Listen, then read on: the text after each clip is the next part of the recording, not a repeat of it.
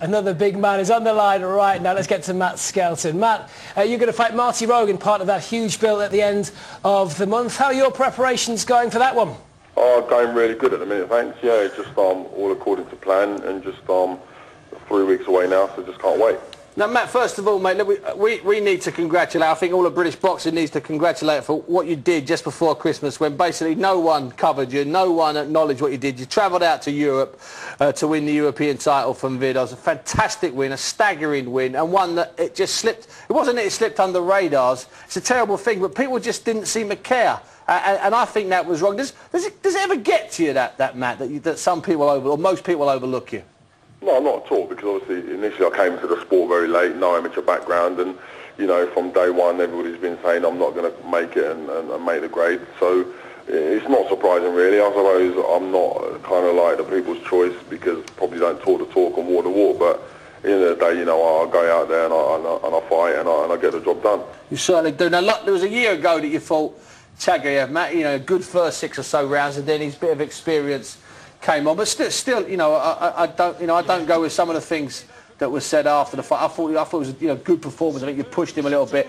Is that what you're looking for? Would you look for another shot? I mean, is that inside your aspirations? Yeah, you know, if the truth be known, you know, my training team have always had a lot of confidence in me, and I suppose you come into the game, like I say, late, and you hear all these things about these pro boxers at a certain level, and you're constantly thinking, can you cut the mustard if you want? But going out there now, fighting at that kind of level, I realise that I am on that level, and I've got to start looking at myself on that level and just building my own self-confidence, if you want.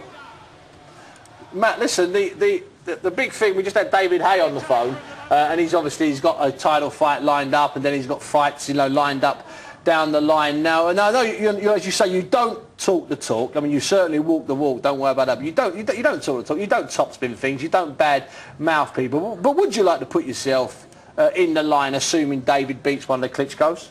Absolutely. Look, I've always said, you know, I've met David Haye on a couple of occasions, and on a personal basis, he seems a very nice fella. But at the same time, you know, I believe anyone who got the decision, who went on to win the fight between him and Macronetti would have got what's happening now, and I think David Haye has capitalised on it. He's moved up to heavyweight. I still think, yeah, he's technically a very good fighter, but I don't, you know, I think, you know, horses for courses, you know, who he's fought at heavyweight so far, to me, is not someone to really be shouting about. But obviously he's got the fight now, as good as signed with one of the Klitschko's, and you know, you can't take that away from him. He's done what he's needed to do to get in that position. Yeah. Now, and what about your old pal Danny Williams? I mean, I know you've been shared 1,002 rounds with him, but he seems to be in a sort of tricky opposition at the moment. Danny, you must feel a little bit sorry for him.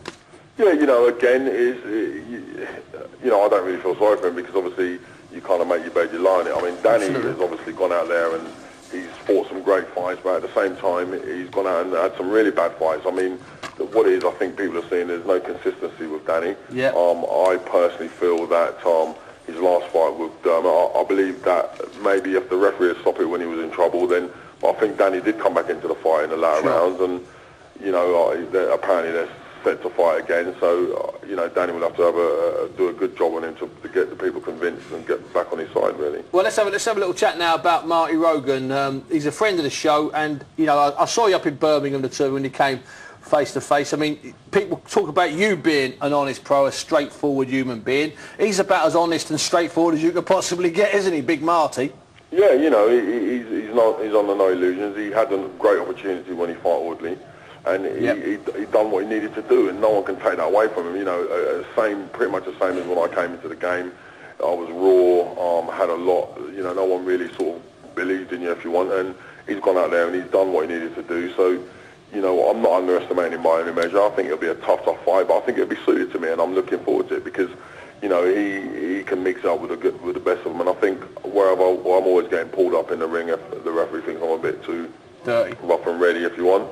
Hopefully, you know, the referee will just let certain things go, and we can just have a good old tear-up. Listen, the crowd are going to love it. Listen, Matt, thanks very much for joining us, mate. We really appreciate it, and we'll see you on the in the run-up to Feb 28. Right, brilliant. Thanks a lot. See you, Matt. Cheers, thanks, boy. Cheers. Take care, mate. Bye-bye.